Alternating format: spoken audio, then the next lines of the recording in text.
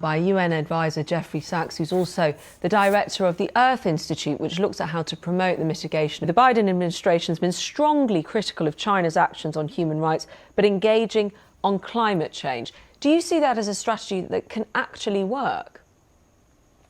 I'm not sure why BBC started with listing only China's human rights abuses. What about America's human rights abuses? The Iraq War, together with the UK, completely illegal and under false pretenses.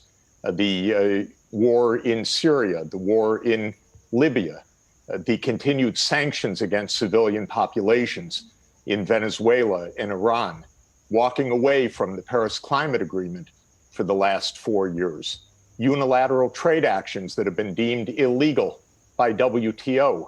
So one can make anything one wants, but we have really serious human rights violations by the United States abroad, not to mention.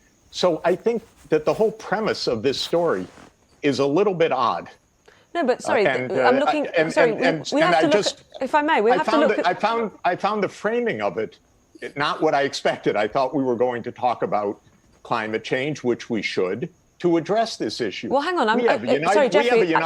If I could come, Jeffrey, I'm hoping we can have a conversation using the framing of the Biden administration. We're also talking from the perspective of how Joe Biden himself and those around him have talked about the human rights abuses in China. So you know, sorry, just to say, always, excuse me for one moment. The U.S. always attacks other countries. It holds itself sacrosanct. It's really outrageous, because I know what goes on in American foreign policy, and I know how abusive it is, and I know what it's like to live in a racist society, which I happen to do.